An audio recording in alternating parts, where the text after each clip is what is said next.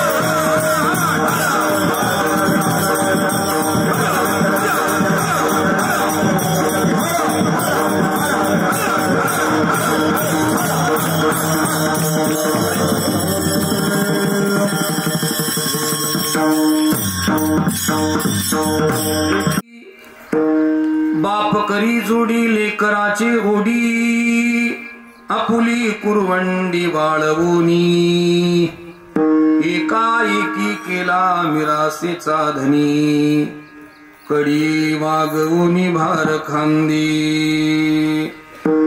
घालून या पाहे डोळा अलंकार ठेवा दावी थोर करुनिया एकाएकी केला मिरासीचा धनी कडी वागवूनी भार खांदी तुका म्हणे निधी गांजवानी कासी उदार जीवासी आपुलिया एकाएकी केला मिरासीचा धनी कडी वागवूनी भार खांदी समचरण सरोजम सांद्र नीलांबुदावम जगननीत पाणी मंडन मंडनानाम तरुण तुलसीमाला कंदरम कंजनेत्रम सदेदबलहासं विठ्ठलं चिन्तयामि कलावन्यजीवोदरार्थावतारम् कलङ्काङ्कतेजोधिकामोदिवक्रम खलानीशवादापनुदारदक्षं समाधिस्थमूर्तिं भजे ज्ञानदेवम् नमो सद्गुरु तुकया ज्ञानदीपा नमो सद्गुरु सच्चिदानंद रूपा नमो सद्गुरु भक्त कल्याण मूर्ति नमो सद्गुरु भास्करा पूर्ण कीर्ति संपाद्य ज्ञानंच विधाय भक्तिं विलोकितोयेन समाधिराजः वैराग्यवंतं सुविचारयुक्तं नमामि जोगं शिरसा गुरुंतं जयांची केलिया स्मरण होय सकल विद्यांचे अधिकरण तेची वंदो श्री चरण श्री गुरूंचे ते नमस्कारोनी आता सेवेलागी सेवक झालो सेवेलागी सेवक झालो सेवेलागी सेवक झालो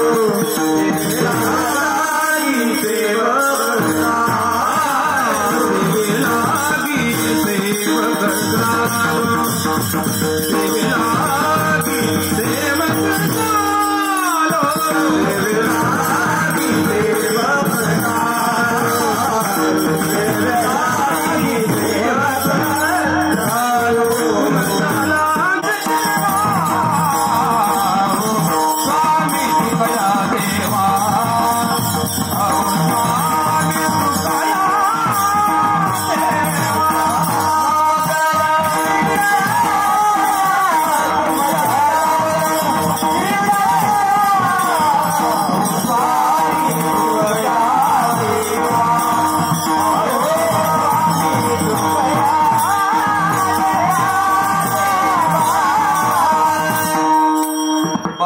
करी जोडी बाप करी जोडी लेकराचे ओढी आपुली कुरवंडी वाळवूनी एका एकी केला मिरासीचा धनी कडी वागवूनी भार खांदे प्रस्तुत प्राप्त प्रसंगी प्राप्त स्थळी प्राप्त वेळी कीर्तन सेवी करता रतत निरूपणा करता निवडलेला भंग संत हृदय सम्राट विश्वसंत अनंत कृपावंत श्रीमंत श्री जगद्गुरु तुकोबाराय यांच्या भंग संहितेतील अभंग गाथेतील 4 चरणाचा अभंग आहे आणि अभंगाच्या द्वारा श्रीमंत श्री जगद्गुरु तुकोबाराय बाप लेकरा करता नेमकं काय करतो, बापाचं लेकरा करता असणारं समर्पण नेमकं काय आहे या गोष्टीचा विचार तुकाराम महाराजांनी अभंगाच्या माध्यमातून मांडलेला आहे. विडाला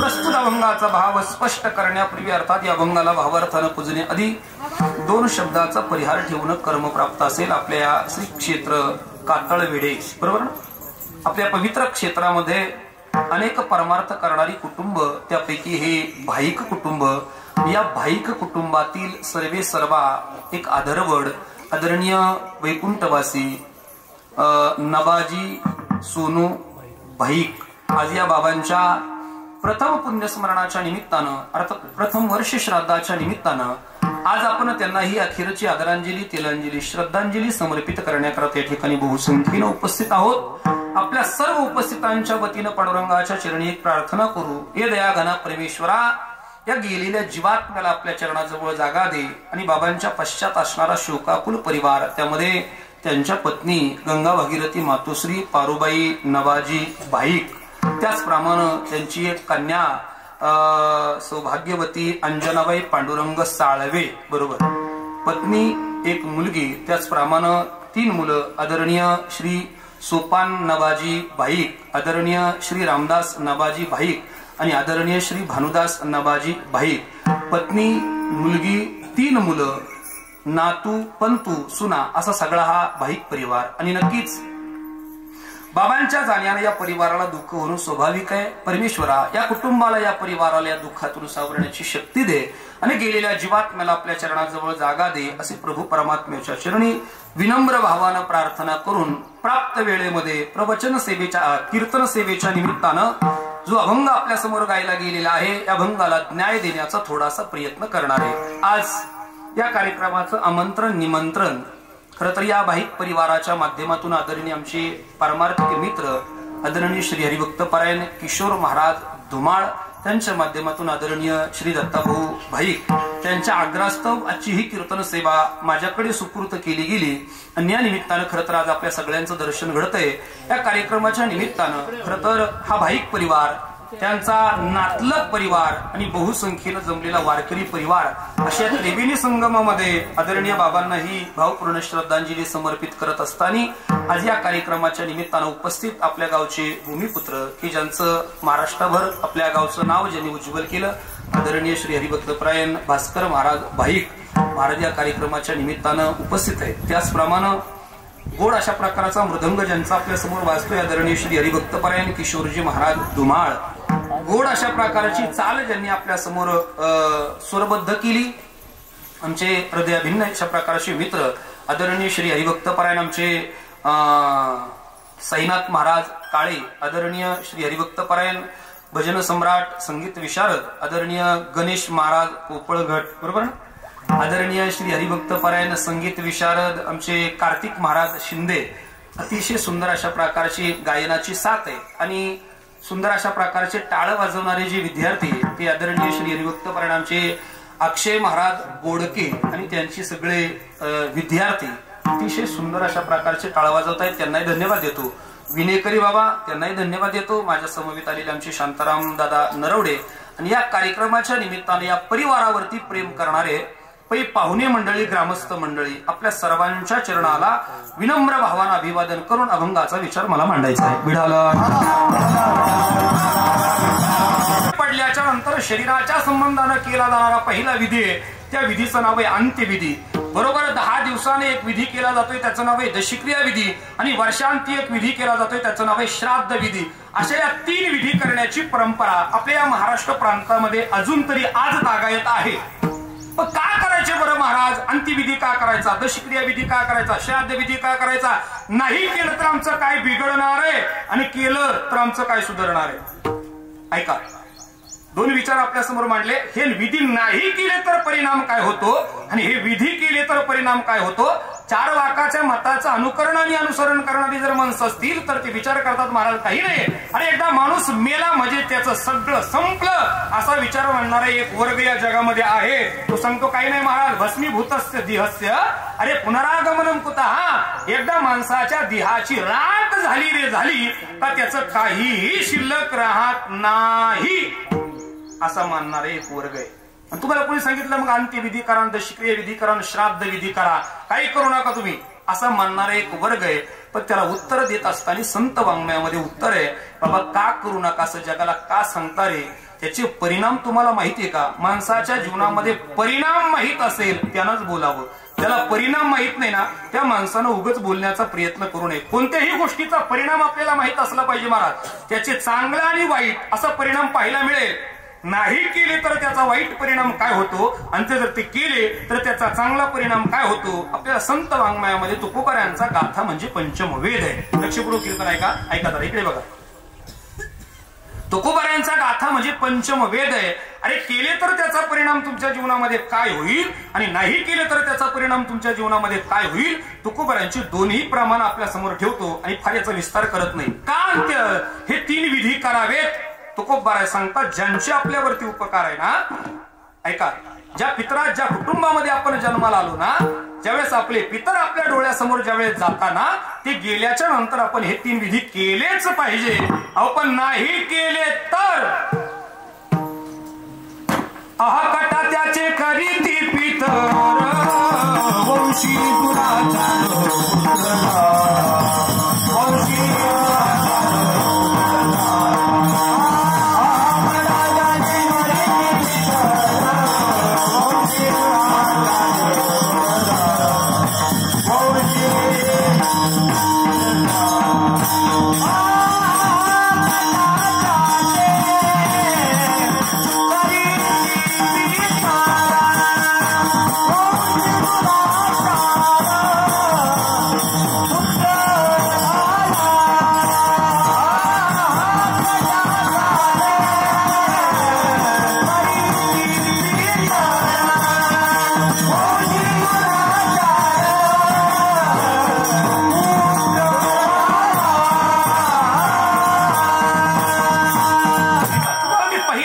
सांगतो.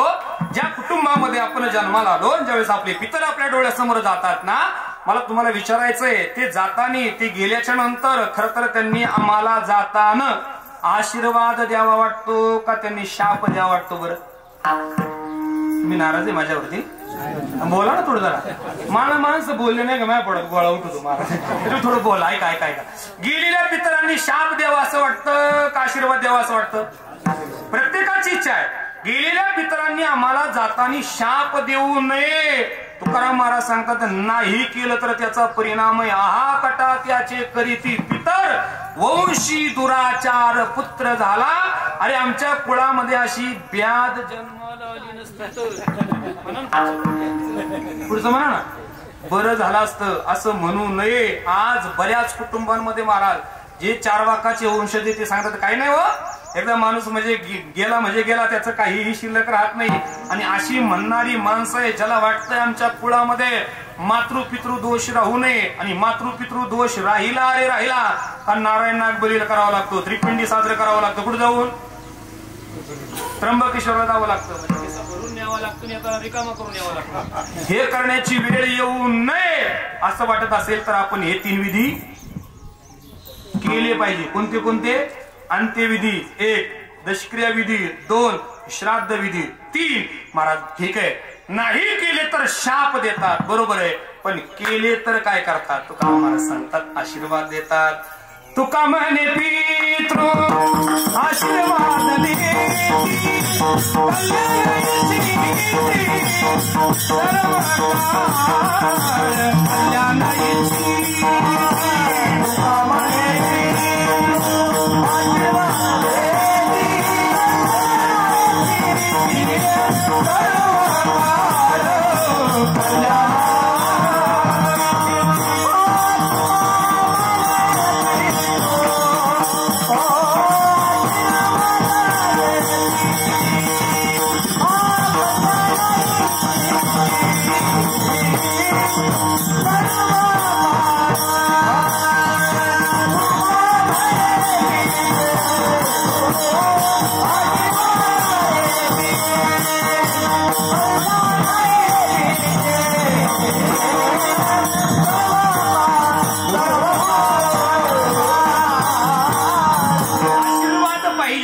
हे विधी केलेच पाहिजे असा तुकोबारायांचा आग्रह आहे. दोन्ही प्रमाण आपल्या समोर ठेवले, नाही केले तर त्याचा परिणाम आणि केले तर त्याचा परिणाम काय होतो, दोन्हीही परिणाम आपल्या समोर ठेवले. आज खर तर हा भाईक परिवार अतिशय सुंदर असा परिवार आहे, सुशिक्षित सुसंस्कारी अशा प्रकारचा परिवार आहे. त्या परिवाराकडे जर पाहिलं तर मी पुढे जाताना बोलणार आहे.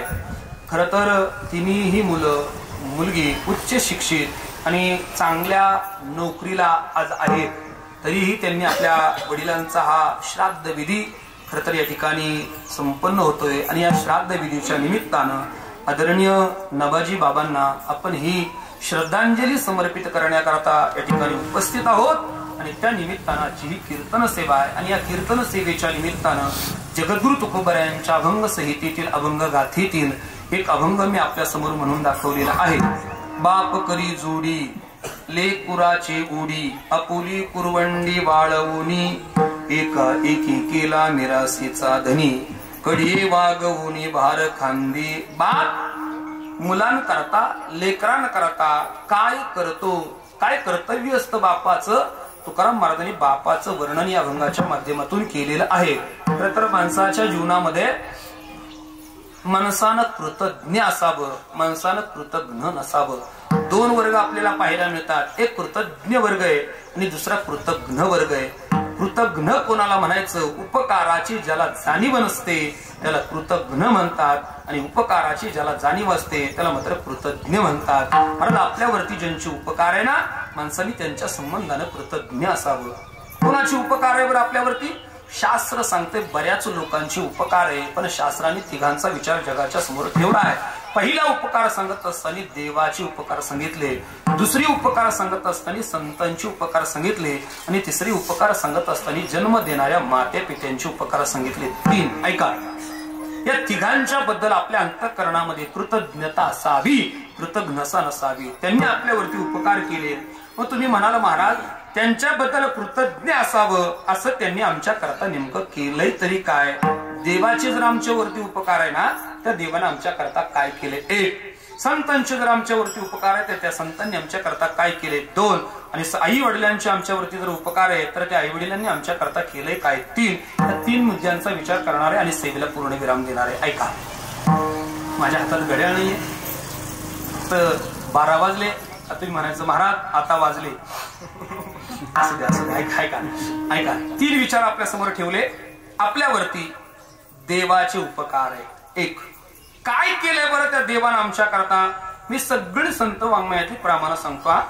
देवानं आमच्या करता काय केले, काय देवाचे आमच्यावरती उपकार आहे, त्यातली पहिली गोष्ट सांगत असताना जगद्गुरु तुकोबाराय पुढे होतात. तुकोबाराय सांगतात पहिली उपकार आहे देवाचे आमच्यावरती, की देवानं तुम्हाला आम्हाला सुंदर असणारा हा 3.5 हाताचा मानव देह दिला. देवे दिला, बोला जोरात, बोला पाठ तुमचं. देवे दिला देह, कुणी दिला? नाव तुकाराम महाराजांचा शब्द आहे. देवे दिला, काय? देह. कुणी दिला? म्हणजे पहिले उपकार आमच्यावरती कोणाचे? देवाचे. देवानं तुम्हाला आम्हाला काय दिला?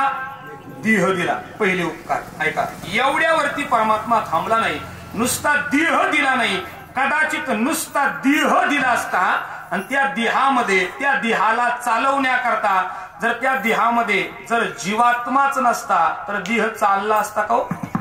नाही. त्या देहाला चालवण्याकरता या देहामध्ये देवानं जीवात्मा प्रविष्ट केला. पहिलं काय दिलं?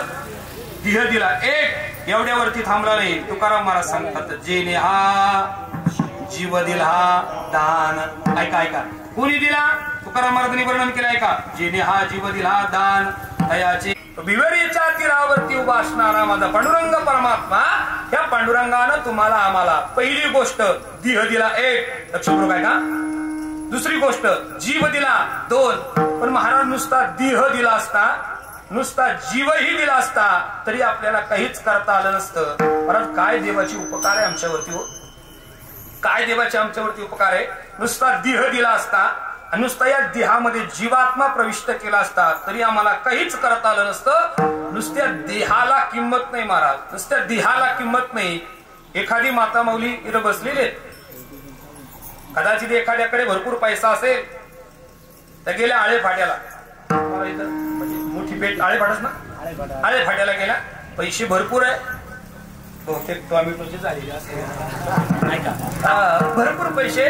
सोनाराच्या दुकानामध्ये गेले आणि सोनाराला सांगितलं बाबा काय नाही 2 किलोची वीट पाहिजे मला. कशाची बोला ना, सोन्याची. 2 किलोची वीट घेतली तिने, एका दोरीमध्ये बांधली, गळ्यामध्ये घातली, गावातून फिरू लागली.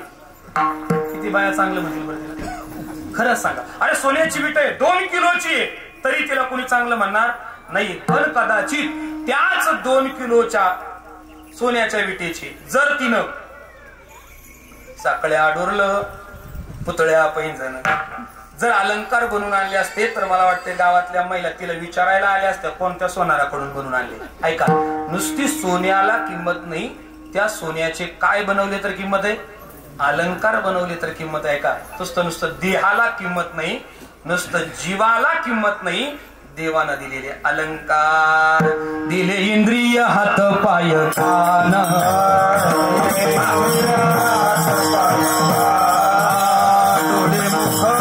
दिला देह दिला 1, जीव दिला 2. विचार मांडत आलोय. संत वाङ्मयातली सगळी प्रमाण ठेवली तुकोबारायांची. पहिली गोष्ट काय दिला, देह दिला 1. दुसरी गोष्ट किती गोड आहे बरं मानव देह. अरे देवानं आम्हाला देह दिलाय, देवानं आम्हाला जीव दिलाय, देवानं आम्हाला इंद्रिय दिलेत, आणि ते देत असताना किती सुंदर बनवलंय आपल्याला, इतकं सुंदर बनवलंय. बरं कुठलीच अडचण आपल्या जीवनामध्ये नाही. कधीतरी कल्पना करून पहा, कल्पना करून पहा. देवानं आम्हाला इंद्रिय दिले, पंच ज्ञानेंद्रिय दिले, पंच कर्मेंद्रिय. त्याच्या अंतरावरती दोन्ही बाजूला काय आहे, कान आहे. या डोळ्याच्या अगदी समोरच काय आहे, नाक आहे, आणि त्या नाकाच्या खालीच काय आहे, तोंड आहे. कधीतरी विचार करा, आरशाच्या समोर जाऊन पहा, किंवा ताटावरती जेवायला जर आपण बसलो, जर कधी देवानं आपल्याला डोळे इकडे दिले असते, ऐकताय ना, डोळे इकडे दिले असते, नाक इकडे दिले असतं, कान इकडे दिले असते, आणि तोंड इकडे दिलं असतं, आपण जेवायला बसलो.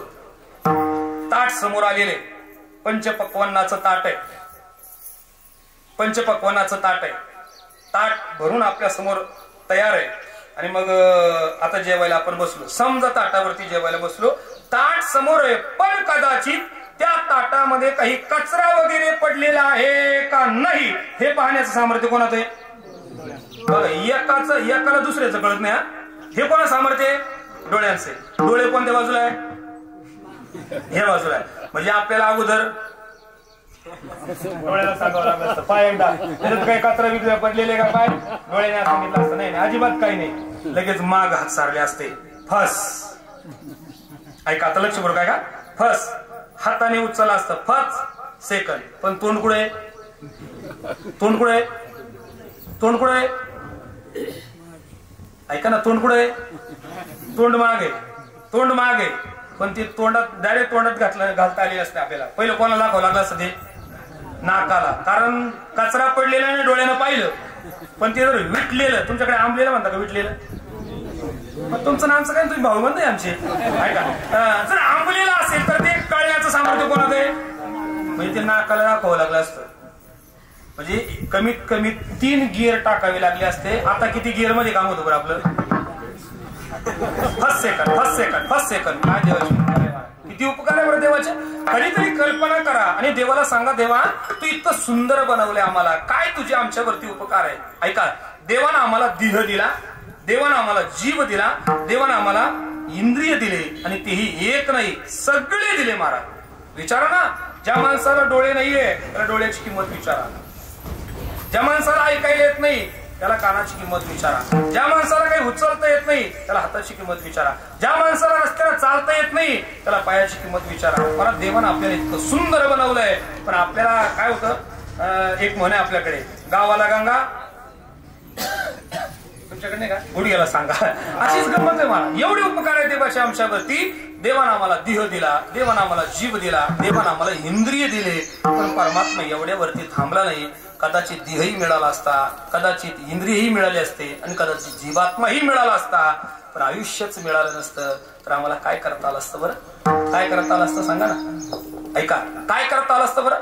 आयुष्य विना लक्षणे, ज्ञानोबा सांगतात, अरे आयुष्यच नसेल तर लक्षणाला काय किंमत आहे, काय किंमत आहे लक्षणाला बरं.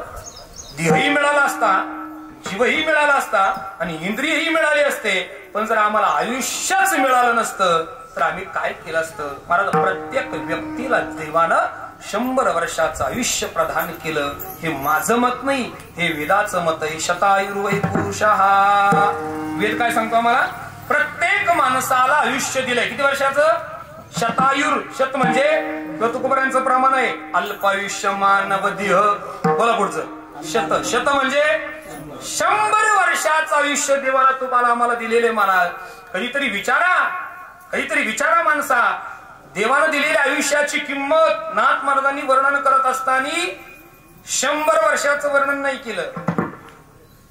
ऐका, 100 वर्षाचं वर्णन नाही केलं, लांबवत नाही. दिवसाचं वर्णन नाही केलं, तासाचं वर्णन नाही केलं, मिनिटाचं वर्णन नाही केलं, मग सेकंदाचं गणित जगाच्या समोर सांगितलं. या मानव देहातील एका सेकंदाची किंमत किती म्हणली? मेरू तुल्य पृथ्वी दिदल्या सुवर्ण न मिळे एक क्षण नरदेह. किती किंमत आहे म्हणले? मेरू तुल्य पृथ्वी एवढं सोनं. सोन्याची किंमत किती? आता ज्यांनी लग्न केले तिथं सांगा, कमीत कमी 70-72 हजार रुपये तोळा आता सोन्याची किंमत आहे. एका तोळ्याची किंमत 72,000 आहे. आणि किती सोनं द्यावं लागतं? मेरू तुल्य पृथ्वी. आता पृथ्वी किती मोठी आहे बरं? काय अंदाज? 1-2 एकर? काय अंदाज सांगता येणार नाही. एवढं सोनं दिलं तर 1 सेकंद आयुष्य मिळू शकत नाही. आणि देवानं आम्हाला किती दिले? ऐकतात का तुम्ही? झोपले? ऐका, किती दिले? 100 वर्षाचं आयुष्य दिले. मग केवढे उपकार आहे देवाचे आमच्यावरती, सांगा ना. ऐका, काय तुकोबराय वर्णन करतात. मिळालेल्या आयुष्यामध्ये देवानं तुम्हाला आम्हाला आयुष्य दिलंय ना, मग मिळालेल्या आयुष्यामध्ये नेमकं काय करा? आयुष्याच्या साधने सच्चिदानंद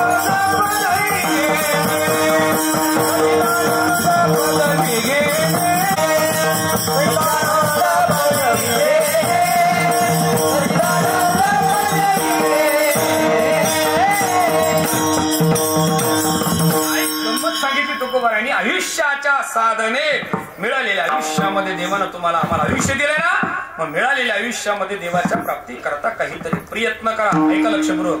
पहिली गोष्ट काय काय दिलं सांगा? गेलं डोक्यावर नाही, मांडवरून गेलं सगळं. ऐका ऐका, काय दिलं? पहिली गोष्ट देह दिला. एक. दुसरी गोष्ट जीव दिला. तिसरी गोष्ट इंद्रिय दिले. आणि चौथी गोष्ट आयुष्य दिलं. एवढ्यावरती परमात्मा थांबला नाही. म्हणा, एवढ्यावरती परमात्मा थांबला नाही. देवानं अजून एक गोष्ट तुम्हाला आम्हाला दिली. काय? ज्ञान. ऐका, देहही मिळाला असता, जीवही मिळाला असता, इंद्रियही मिळाली असते आणि आयुष्यही मिळालं असतं. पण सारासार विचार करण्याकरता जर ज्ञानच दिलं नसतं तर आम्हाला काय करता आलं असतं? सांगा बरं. ऐका, काय करता आलं असतं? देवानं ज्ञान दिलं. मग असं जर कोणी विचारत असेल, देवाचे आमच्यावरती उपकार आहेत, देवानं देह दिला, देवानं जीव दिला, देवानं इंद्रिय दिले, देवानं आयुष्य दिलं, देवानं ज्ञान दिलं, एवढे उपकार मानवावरती देवानं केले, असं जर कोणाचं म्हणणं असेल तर मला तुम्हाला विचारायचंय, पशूंना नाही दिलं का हो हे सगळं? ऐका ना, आता आपल्याला जे दिलंय ना तेच कोणाला दिले? पशूंना दिले. जर आपल्याला देह दिलाय तर पशूंना सुद्धा, आता लक्षपूर्वक ऐका, आपल्याला देह दिलाय तर पशूंना सुद्धा देह, आपल्या शरीरामध्ये जीव आहे तर त्यांच्या शरीरामध्ये सुद्धा जीव आहे, आपल्याला इंद्रिय दिले तर त्यांना सुद्धा इंद्रिय, आपल्याला आयुष्य दिले तर त्यांना सुद्धा आयुष्य, आपल्याला ज्ञान आहे तर त्यांना सुद्धा ज्ञान आहे का नाही? बोला. त्यांच्या ठिकाणी सुद्धा ज्ञान आहे, नाकारताच येणार नाही आपल्याला महाराज. त्यांच्या ठिकाणी सुद्धा ज्ञान आहे, नाही असं अजिबात म्हणता येणार नाही. पण त्यांच्यात आमच्यामध्ये असा काय उपकार फरक राहिला बरं? मग ते काय देवाचे आभार मानत नाही?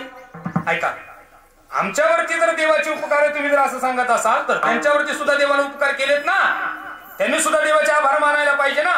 का मानत नाही? त्यांच्या ठिकाणी सुद्धा ज्ञान आहे आणि आमच्या ठिकाणी सुद्धा ज्ञान आहे. मग ज्ञान जर दोघांच्याही ठिकाणी आहे तर का ते देवाचं भजन करत नाही? ऐका, पशूंच्या ठिकाणी सुद्धा ज्ञान आहे महाराज, आपल्याला नाकारता येणार नाही. आपण सगळे शेतकरी माणसं आहे महाराज, सगळे शेतकरी माणसं आहे. बघा, बहुतेक शेतामध्ये राहणारी नाही, सगळेच लोक जवळजवळ पाळतात महाराज. आता शहरात राहणाऱ्या माणसाला कुत्र्याची काही गरज आहे का? खरं सांगा, शहरात राहणाऱ्या माणसाला कुत्र्याची गरज आहे, पण तरी त्याच्याकडे आई वडील नाही, पण कुत्रे सगळ्यांचा अनुभव आहे का नाही महाराज? त्या कुत्र्याच्या किमती अशा, आता ते एवढं सांगत बस महाराज. ते कुत्र ओळख नसलेला माणूस जर आला तर ते कुत्र लगे त्याच्यावरती धावतं का नाही? आणि त्याच घरातला माणूस जर आला तर ते कुत्र त्याच्या अंगावरती उड्या मारतो, बरोबर का नाही? मग त्याच्या ठिकाणी ज्ञान नाहीये का? आहे ना. त्याच्या ठिकाणी जर ज्ञान नसतं तर जसं ते ओळख नसलेल्या माणसावरती भुंकतं ना, तसं त्याने ओळख असणाऱ्या माणसावरती सुद्धा भुंकायला पाहिजे होतं. पण ती ओळख असणाऱ्या माणसावरती भुंकत नाही, त्याच्या अंगावरती उड्या मारतं, त्याला चावत नाही. त्याच्या ठिकाणी सुद्धा ज्ञान आहे. हे नाही काल तर दुसरं सांगतो तुम्हाला. आदरणीय आम्ही चातुर्मासामध्ये शिकत असताना गुरुवर्य चंद्रशेखर महाराज देगलूर ते विनोदाने उदाहरण सांगायचे म्हणे, देवानं पशूंना सुद्धा ज्ञान दिलेले म्हणले, नाकारता येणार नाही. त्याच्याकरता ते उदाहरण सांगायचे म्हणे. काय झालं, पूर्वीच्या काळामध्ये आपल्याकडे एक सण आहे बघा, दसरा. त्या दसऱ्याला दुसरं एक नाव आहे शिमोल्लंघन. काय करतो आपण त्या दिवशी? शिमोल्लंघन करतो. सीमेचं उल्लंघन. जे राजे रजवाडे मंडळी असायचे, युद्धाकरता जायचंय, आपल्याला एखाद्या राज्यावरती आक्रमण करायचंय, त्यावेळेस ते दसऱ्याच्या दिवशी करायचे.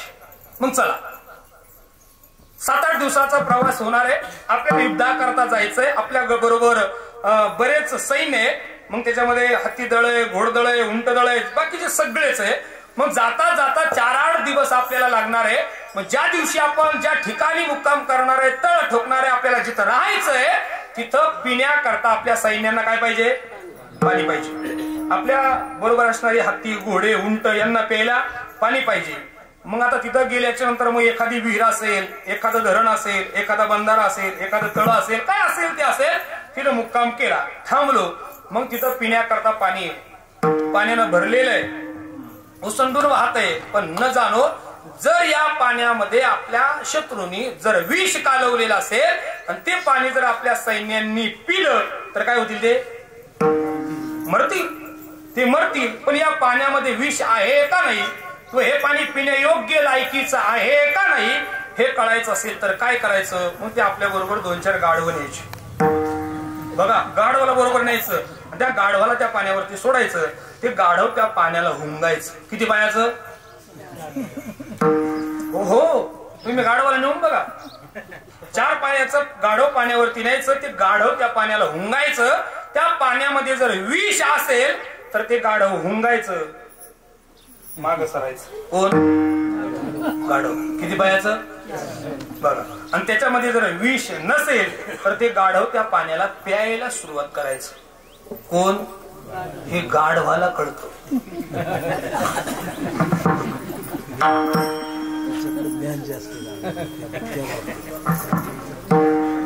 ठीक आहे. विढाला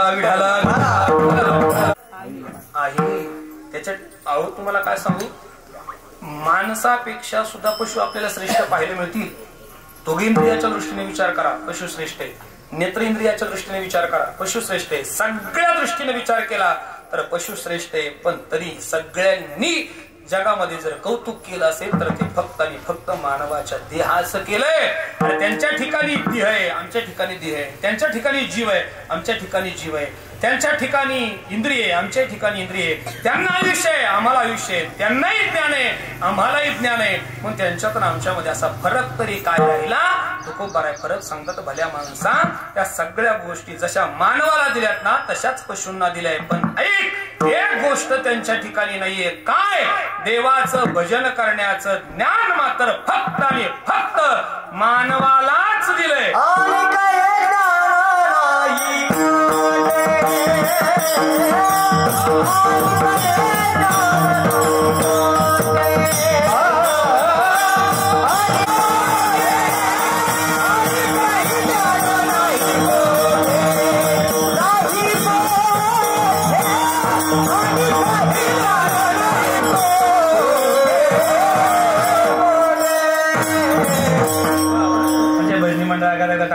अतिशय गोड आहे.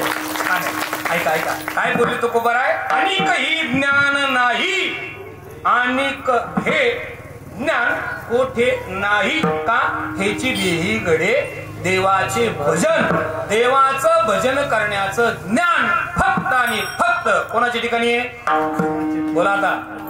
मानवा ठिकाणीच आहे. तुम्ही पाहिलं का आताच पंढरपूरची आषाढी वारी झाली आणि या आषाढी वारीच्या निमित्तानं अखंड महाराष्ट्रातून अनेक दिंडी सोहळे पंढरपूरला गेले होते. तुम्ही पाहिलं का एखाद्या दिंडीमध्ये 7-8 म्हशी, 9-10 शेळ्या, 5-25 गाया, 5-50 बैल पाहिलं का तुम्ही? नाही का? हे ज्ञान त्यांच्या ठिकाणी, हे ज्ञान त्यांच्या ठिकाणी नाही. हे ज्ञान फक्त आणि फक्त मानवाच्या ठिकाणी आहे. कृतज्ञता हा भाव फक्त मानवाच्या ठिकाणी. म्हणजे ज्या देवानं आमच्यावरती जर उपकार केलेत ना, आपण त्या देवाचं काय केलं पाहिजे? भजन केलं पाहिजे. आपण त्याच्याबद्दल कृतज्ञ असावं. देवा काय तुझे आमच्यावरती उपकार आहे रे. तू आम्हाला देह दिला, तू आम्हाला जीव दिला, तू आम्हाला इंद्रिय दिले, तू आम्हाला आयुष्य दिलं आणि तू आम्हाला ज्ञान दिलं. आणि हे मिळूनही जर देवाच्या प्राप्ती करता प्रयत्न करत नसेल तर तुकाराम महाराजांनी, नाथ महाराजांनी त्याचं वर्णन केलंय. वाडा सायासे मनुष्य देह पावावा,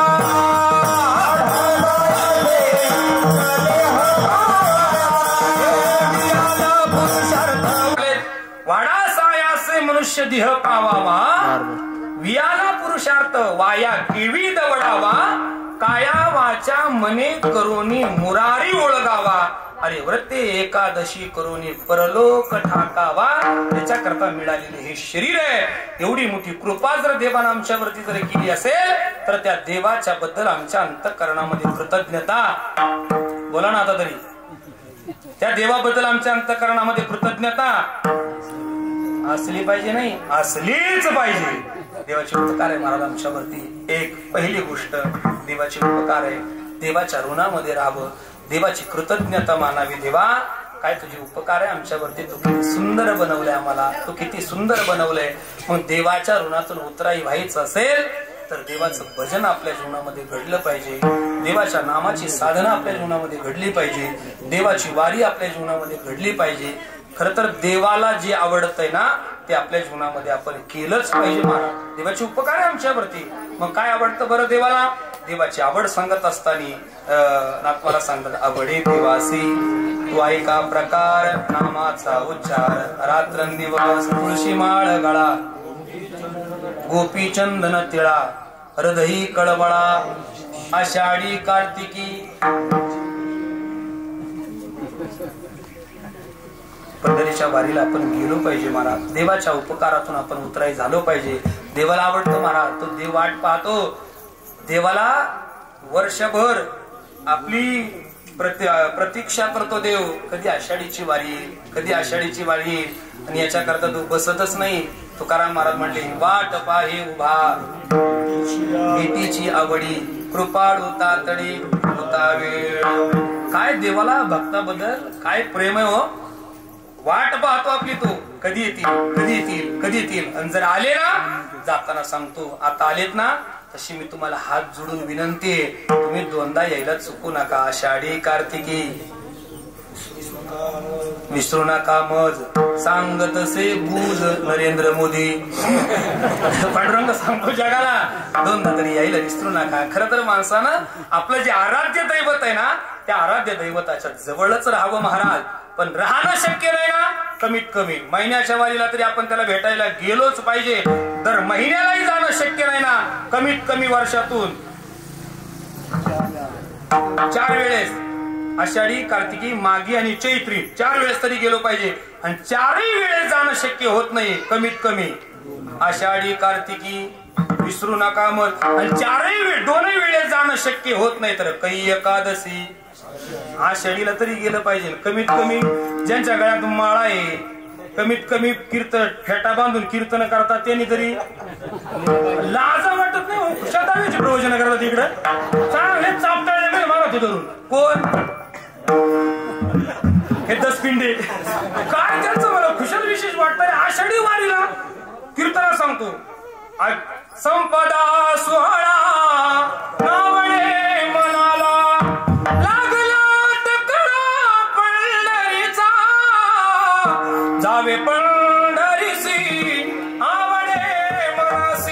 एवढं कीर्तनात ऐकलं त्यांना फोन केला म्हटले महाराज कोणत्या दिंडीत आलेत ते म्हटले महाराज नाही मी तुम्हाला कळालं ते जाऊ दे रामकृष्ण काय सांगायचा अधिकार आहे बरं त्यांचा ऐका त्यांचा अधिकार नाही अशात ऐकू सुद्धा नाही महाराज ऐका त्यांना सांगण्याचा अधिकार आहे महाराज आपण करत असेल तर त्यांना ती जगाला सांगावं महाराज आषाढी कार्तिकीला माणसानं जावंच महाराज न चुकता माणूस गेलाच पाहिजे पायी पायी जावं नाही जाणं शक्य ना कमीत गाडीनं तरी आषाढीच्या दिवशी तरी आपण पंढरपूरला गेलंच पाहिजे महाराज ती आपली जबाबदारी आहे अरे आपला बाप आपल्याला बोलवतो ना तुम्ही दोनदा तरी मला भेटायला आले पाहिजे ना म्हणून आपण हे केलं पाहिजे देवाची आपल्यावरती उपकार आहे ना त्या देवाच्या ऋणामध्ये आपण नेहमी राहीलच पाहिजे देवाचे आपल्यावरती उपकार आहे विढाला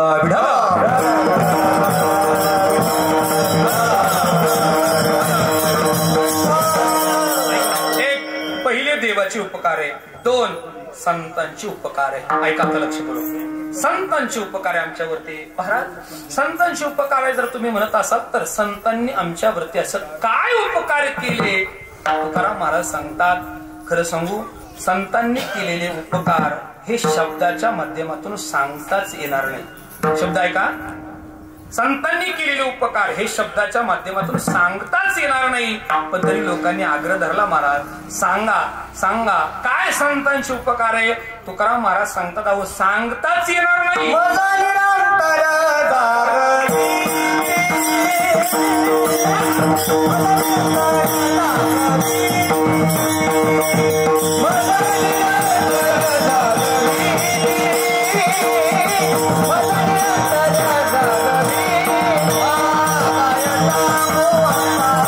गोड प्रमाण दिलं महाराज प्रमाण देण्याची पद्धत खरं तर आमच्या वारकरी शिक्षण संस्थेची एक आगळी वेगळी महाराज प्रमाण फिट पाहिजे पाचर लावायची वेळ आली काय करतात हा गुजरात तास सुट्टी ती लावली का काय होत पाचर लावायला लागत आलीच ना पाहिजे लावण्याची वेळ हे प्रमाण असं दिलं ना आता पाचर लावायचीच वेळ नाही मज निरंतर जागविती काय सांगू आता त्यांचे उपकार काय सांगू सांगण्यासारखे उपकार नाहीये पण तरी तुकाराम महाराजांनी सांगितलं सांगा काय करतात ते तुकाराम महाराज सांगतात मज निरंतर जागविती कोण ऐका संतांनी केलेले उपकार तुकोबाला सांगतात ते मज निरंतर जागविती संत जीवाला जागवण्याचं काम करतात आता लक्ष्मीपूर कीर्तन आहे का संत जीवाला जागवतात म्हणजे काय करतात बरं नेमकं जागृती ती देतात तरी कशाची दोन पद्धतीची जागृती जीवाला देतात एक त्याच्या स्वरूपाची जागृती देतात दोन त्याच्या कर्तव्याची जागृती देतात संत जीवाला जागवतात उठा जागे वारे आता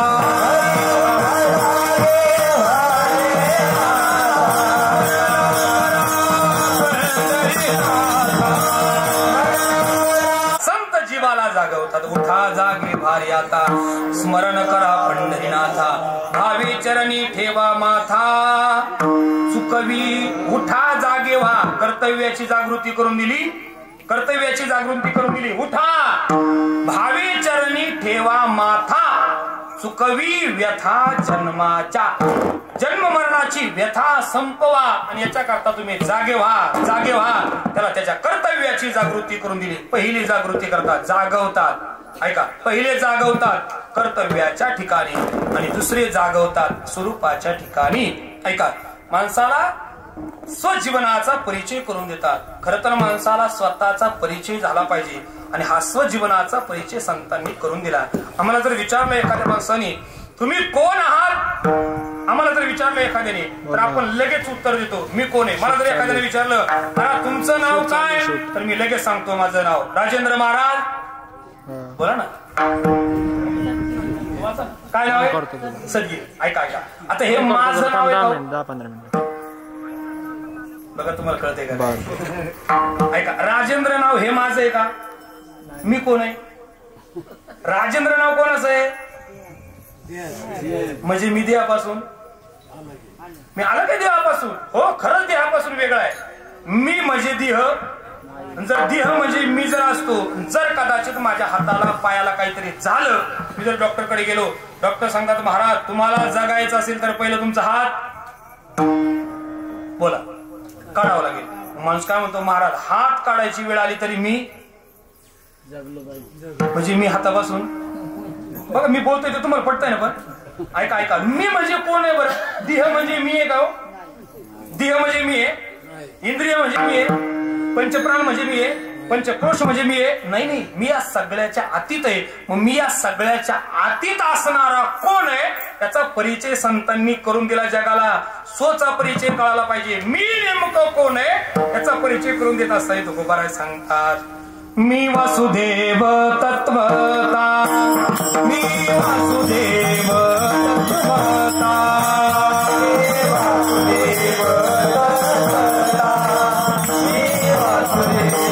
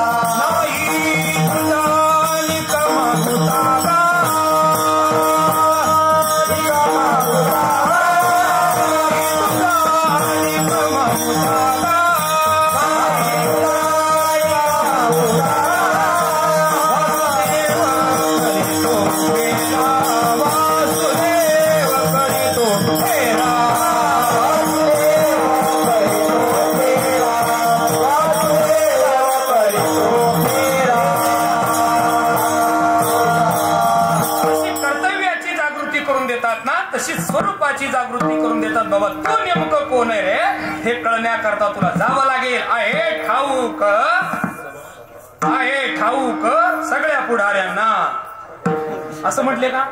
नाही, असं नाही म्हटले. आहे ठाऊक सगळ्या कीर्तनकारांना, असं नाही म्हटले. आहे ठाऊक सभागिया संता, हे सगळ्या संतांना माहित आहे. करून देतील तुम्ही कोण आहात. मी राजेंद्र महाराज मी वासुदेव तत्वता, कडू येईल विचारिता. पण कोणाला? आहे ठाऊक सभागिया संता, ज्या संतांना हे ठाऊक आहे ना, तुम्ही त्यांच्याकडे जा.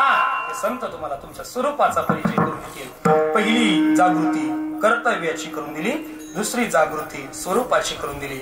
हो, ज्ञानोबा सुद्धा सांगतात ना, अरे मी कोण आहे सा करावा विचार, अरे ज्ञानेश्वर निवृत्तीचा आपला परिचय आपण केला पाहिजे. मी नेमकं कोण आहे, मी नेमकं कोण आहे, स्वस्वरूपाचा परिचय जीवाच्या जीवनामध्ये खरं तर झाला पाहिजे. आणि हा करून देण्याचं काम जर कोणी केलं असेल तर ते संतांनी केले. पहिले उपकार आहे संतांचे. संत आम्हाला जागवतात. एक ऐका लक्ष बरोबर. अजून काय करतात बरं? एक, संत जीवाला जागवतात. दोन, नुसतं जाग करत नाही, ते जाग करून त्या जीवाला शिकवतात. करुणी सायास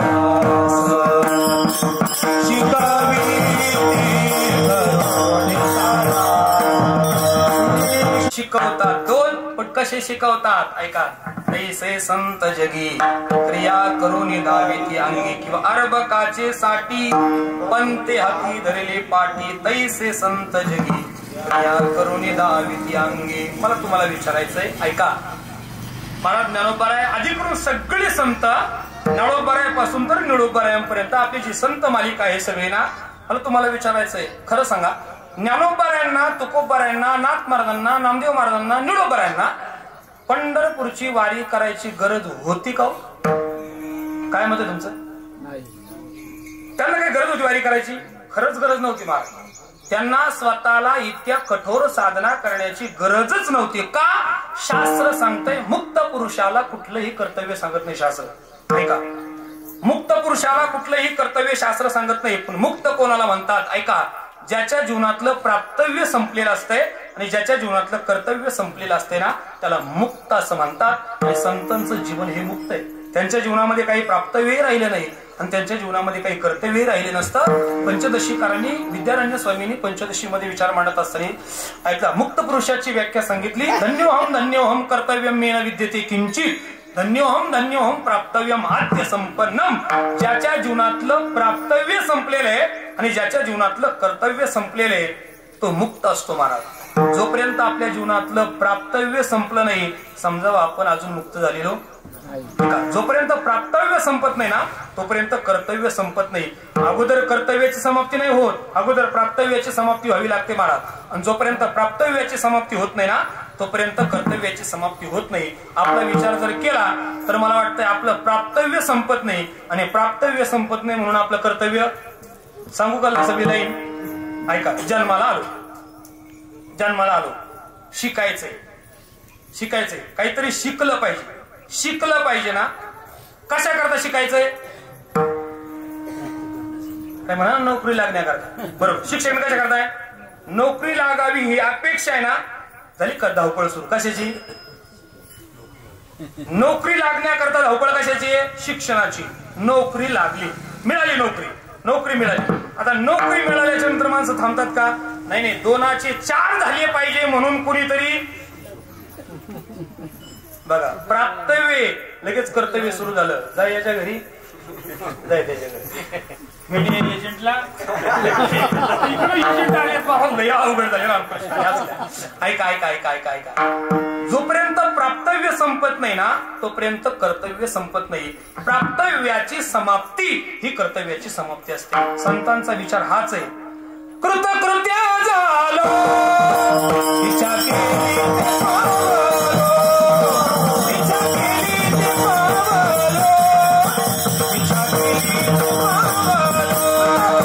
सांगितली. कृतकृत्य झालो इच्छा केली ते म्हणजे जे प्राप्त करायचं होतं ते मिळालंय. आता काही मिळवायचं राहिलं. आता निश्चिंतीने पावलो विसावा. अगोदर विसावा प्राप्त झाला मग खुंटलिया धावा तृष्णेची. तृष्णा संपल्या, इच्छा संपल्या. आणि ज्याच्या जीवनामध्ये इच्छाच नाही ना शास्त्र त्याला काही कर्तव्य सांगतच नाही. ऐका मुक्त पुरुषाची व्याख्या सांगू. मुक्त कोणाला म्हणायचं? तुकोबारांनी मुक्ताची व्याख्या सांगितली. काय झालं आता वारीमध्ये आम्ही एक 17, 18, 19, 20 दिवसाचा प्रवास. आम्ही 215 नंबरची दिंडी महाराज माऊली सोहळ्यामध्ये. आणि आमच्या दिंडीतलं जर भजन ऐकलं ना महाराज तुम्ही साक्षीदार आहे त्याला. साईनाथ महाराज 25 वर्षामध्ये ह्या वर्षासारखी खरंच दिंडीच झाली नाही. का सांगू का? यावर्षी ऊन नव्हतं आणि पाऊसही नव्हतं, त्यामुळे काहीच अडचण आली नाही भजनाला. व्यत्यच आला नाही मध्ये. काय भजन महाराज. आणि खरं सांगू ज्याला शिकायचंय ना त्यानं पंढरपूरची वारी केली पाहिजे महाराज. तिथं लय ऐकायला मिळतं, लय शिकायला मिळतं. जे गावाकडे काही जे फुगीर लोक आहे ना त्याने जरा तिथं आलं पाहिजे. ज्याला सत्तेचा गय, ज्याला पदाचा गय, ज्याला माझ्यासारखा गायक नाही, माझ्यासारखा वादक नाही, माझ्यासारखा कीर्तनकार नाही. तुम्ही तिथे येऊन तर पा तुझे किती टिपणं तिथे कळेल तुला. काय का तुला किती चाली. आता काय होतं माणसं काय होतात ज्याला डबकात पोहायची सवय ना तुमच्याकडे असं म्हणतात त्याला समुद्रात गेलेलं नाही म्हणून त्याला काही माहित नाही. एकदा समुद्रात गेल्याच्या नंतर कळतं किती खोली. ऐका मुक्त पुरुषाची व्याख्या सांगत असताना तुकाराम महाराजांनी वर्णन केले. म्हणतो काय हरकत नाही महाराज. सहज मी आंधळा गा निज निराकार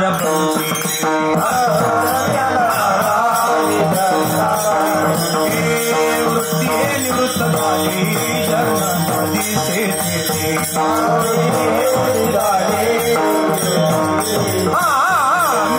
माझे हरपले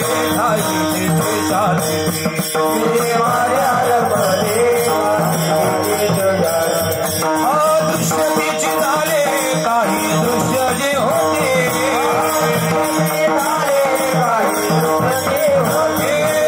दृश्यतेची झाले काही दृश्य जे होते.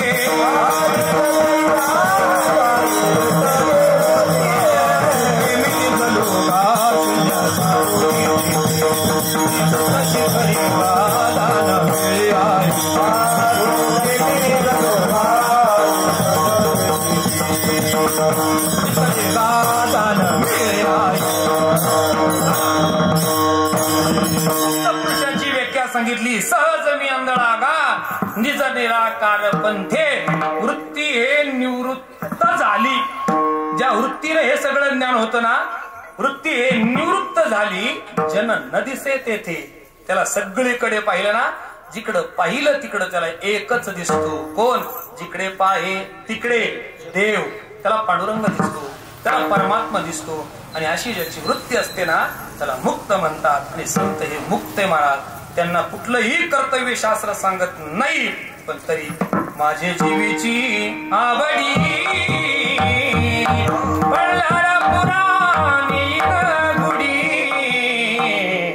पांडुरंगी मन केली का यद्यदाचरते श्रेष्ठाः तत्तद्देवे हितो जनाः. एत वडील जे जे करती तया नाम धर्म ठेविती याची एर अनुष्ठिती. संतांना इतक्या कठोर साधना करण्याची गरज नव्हती, तरीही त्यांनी केल्या का?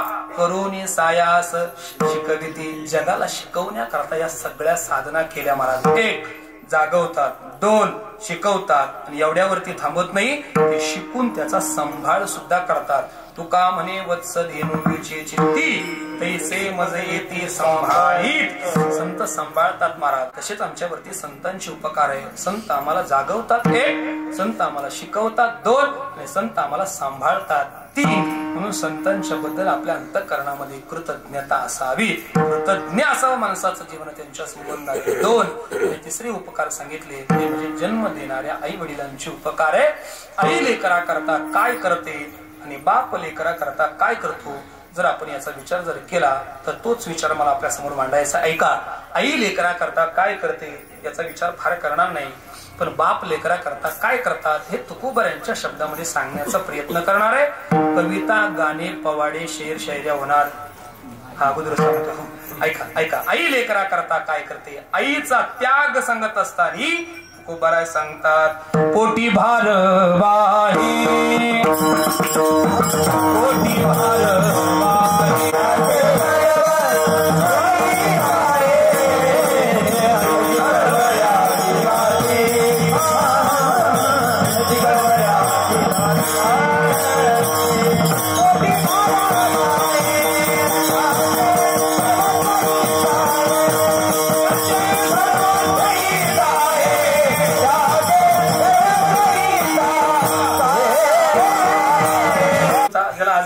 विचारात आला.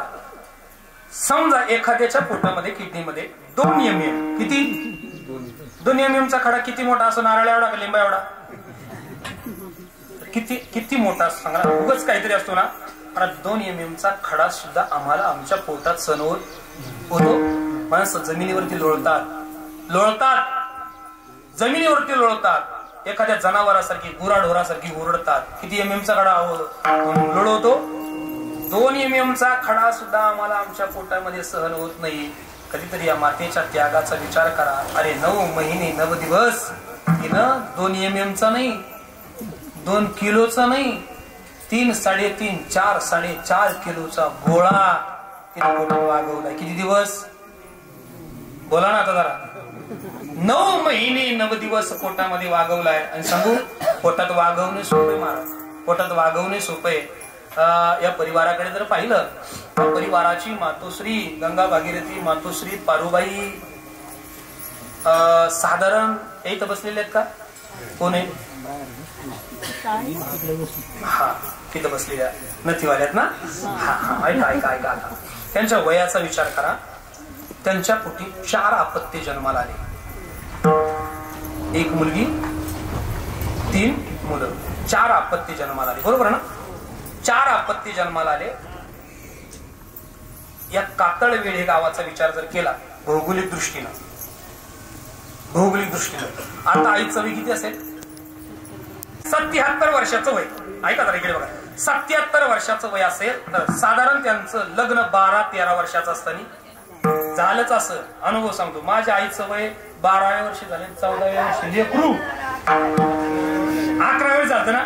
11व्या वर्षी जर लग्न झालं असेल, बोलू दे त्यांचं, बोलू दे. आणि बरोबर आहे त्यांचं, ठीक आहे. हा, पुरावा आहे ना, काही खोटं बोलायचं काय काम आहे. 11व्या वर्षी जर लग्न झालं असेल तर 77 वर्ष म्हणजे किती वर्षी लग्न झालं?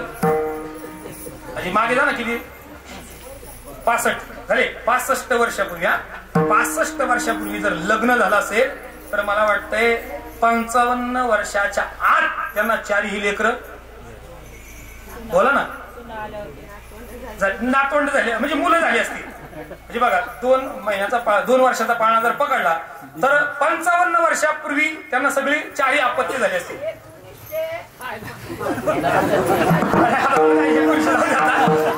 55 वर्षापूर्वी जर मागे गेलो, मला तुम्हाला विचारायचं आहे काय 55 वर्षापूर्वी जर मागे आपण जर गेलो, मला तुम्हाला विचारायचंय तुमच्या गावामध्ये नळ योजना आज आहे का? आता आहे त्याच्यात 7-8 दिवसांनी येत असं आमच्यासारखंच आहे तुमचं नाम सारखंच आहे. बरं काय ऐका नळ योजना नव्हती. बरोबर एक ऐका मला वाटतंय काहीच नसताना सुद्धा ज्या मातेनं 4 अपत्यांना जन्म दिला, खरं सांगा शिजर हा प्रकार होता का?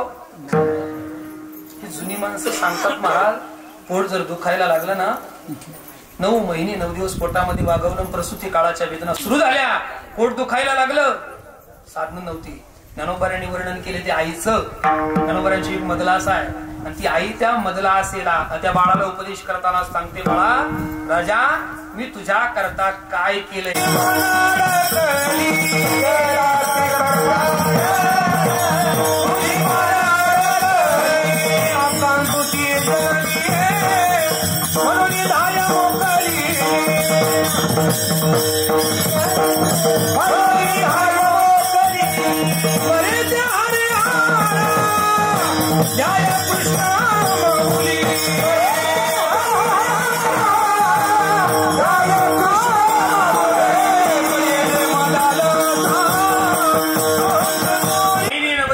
पोटामध्ये वागवलं आणि कर्म धर्म संयोगानं बाळा 9 महिने 9 दिवस पूर्ण झाले आणि प्रसूती काळाच्या वेदना सुरू झाल्या, पोट दुखायला लागला ना.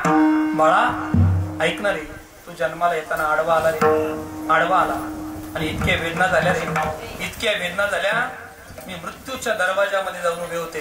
काय आईचं वर्णन केलंय, मी मृत्यूच्या दरवाजामध्ये जाऊन उभे होते आणि काही क्षणात मला मृत्यू कवटळणार अशी परिस्थिती होती. बाळा तू जन्माला येताना आडवा आला आणि देवाच्या समोर पदर पसरून मी धाय मोकलून एकच विनंती करत होती भगवंताला, भगवान अरे कदाचित माझा प्राणांत झाला तरी चालेल, कदाचित मी मेले तरी चालेल, माझ्या जगण्याची इच्छा माझ्या अंतःकरणामध्ये नाहीये.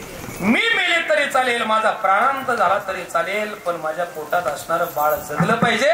कारण काही दिवसाचं आयुष्य मी या जगामध्ये जगले रे, हे जग पाहण्याची अपेक्षा माझ्या अंतःकरणामध्ये नाहीये. हे जग मी पाहिलंय माझ्या डोळ्यानं, मला ना जगाला पाहण्याची इच्छा नाहीये.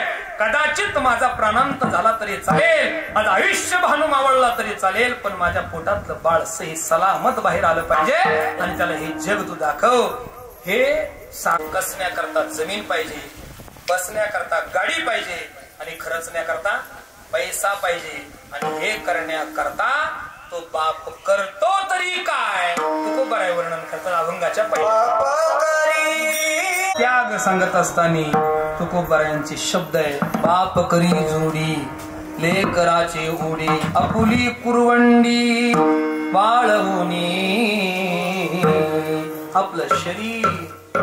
आपलं शरीर चंदनासारखं झिजवतो त्या लेकरांना, त्या लेकरांच्या ओढीनं आज या परिवाराकडे जर पाहिलं अंगावरती शहारे येतात. इतका सुंदर असणारा हा परिवार, ज्यावेळेस या परिवाराचे खरं तर बाप गेला, त्या परिवाराचा अधरवड गेला, आज या कुटुंबातला कर्ता पुरुष गेला, की ज्या बापानं या लेकरांकरता केलेलं कर्तव्य जर पाहिलं, इतका दुर्गम भाग आहे महाराज आपला हा. जसं कातळवेडे गाव तसं दुर्गम भागातच आहे.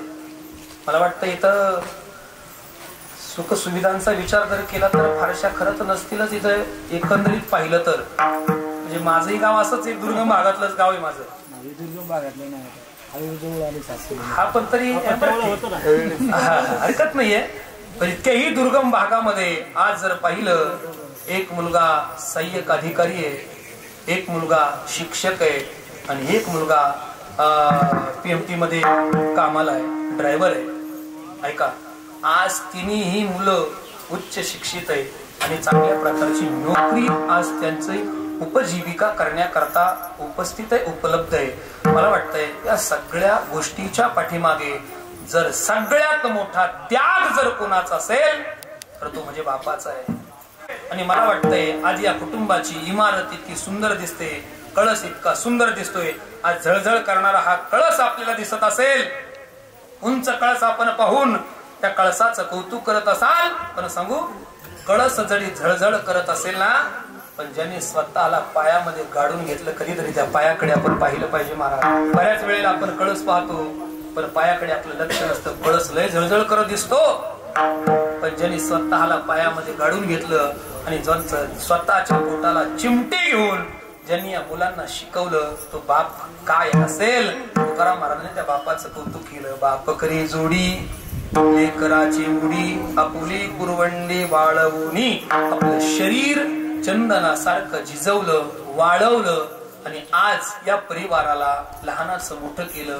आणि सांगू एवढ्यावरती थांबले नाही. तुकाराम महाराज सांगतात, ह्या सगळ्यांना विनंती, मोठ्या प्रेमाने ज्यांना हात आहे त्यांनी म्हटलं भजन घेऊ आणि राहिलेल्या विषयात करणार आहे आणि सेवेला पूर्ण विराम देणार आहे. सगळ्यांनी हात वरती करून टाळी वाजवायची आणि भगवंत असं भजन करायचं.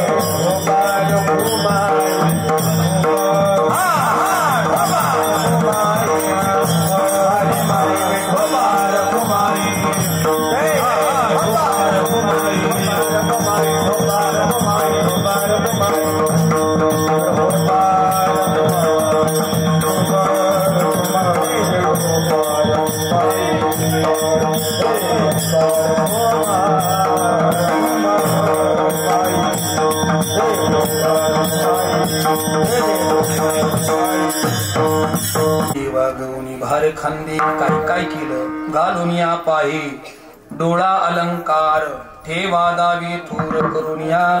काय कौतुक असतं बापाच्या जीवनामध्ये. माझी मुलं मोठी झाली पाहिजे, माझी मुलं शिकली पाहिजे, माझ्या मुलांना राहण्याकरता घर पाहिजे, कसण्याकरता जमीन पाहिजे, बसण्याकरता गाडी पाहिजे. आणि एवढं सामर्थ्य असणारा बाप, पण त्याचं लहानपण जर पाहिलं, तुकाराम महाराज सांगतात,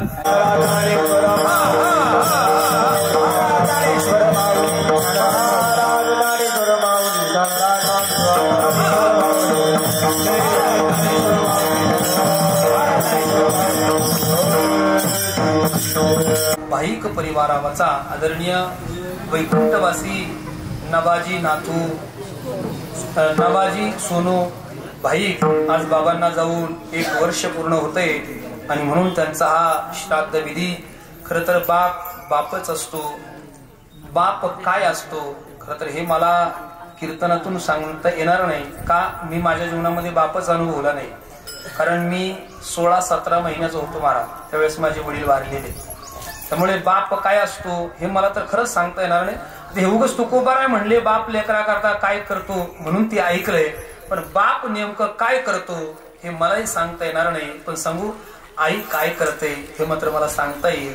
मी या भाईक परिवाराला जाता जाता एवढा संदेश स्वर्गीय नवाजी बाबा यांना भावपूर्ण श्रद्धांजली समर्पित करतो.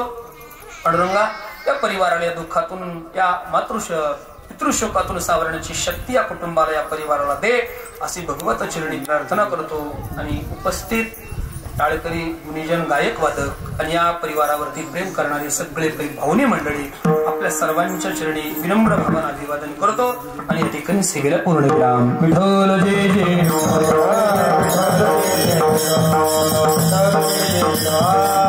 गौरदार विठ्ठल श्री ज्ञानदेव तुकाराम पंढरीनाथ. कुंडली गौरदार विठ्ठल श्री ज्ञानदेव तुकाराम. त्या ठिकाणी सेवा करून आपल्या मुलांना वाढवण्याचा प्रयत्न त्या ठिकाणी केलेला आहे. आणि नुसतं वाढवण्याचा प्रयत्न नाही केला तर त्या मुलांना संस्कारित करण्याचाही प्रयत्न केला आहे. आणि त्याचंच फळ म्हणून त्यांचे थोरले चिरंजीव सन्माननीय सोपान नाबाजी भाईक साहेब जे आज क्लास 1 पदावरती त्या ठिकाणी आयुक्त म्हणून ठाणे महानगरपालिकेत कार्यरत आहे. महाराजांनी सांगितलं होतं की हे विधी संपन्न केले जातात किंवा करणं गरजेचं आहे. पण महाराज तुम्हाला एक असं सांगतोय की ग्रामीण भागात हे विधी ठीक आहे चालू आहे, पण शहरांमध्ये कोण हे विधी करण्यासाठी. श्री नाबाजी सोनू भाईक आणि आमचे लहानपणापासूनचे मित्र सोपान नाबाजी भाईक आणि रामदास नाबाजी भाईक आणि भानदास नाबाजी भाईक, आमचा आणि या कुटुंबाचा स्नेहाचा ऋणानुबंध. आता जीवराज भाईक सरांनी दादांच्या बाबतीत सांगितलं आणि महाराज आपण या ठिकाणी सांगितलं की सुशिक्षित लोक वर्ष श्राद्ध अंत्यविधी किंवा दशक्रियाविधी करत नाहीत, परंतु ह्या कुटुंबावरती दादाने दिलेले संस्कार, सुशिक्षित कुटुंब आहेच परंतु संस्कार हाचे त्यांना दादांनी खरं दिलं. आणि सरांनी सांगितल्याप्रमाणे दादांनी कधी त्यांचे भांडण कुणाबरोबर केले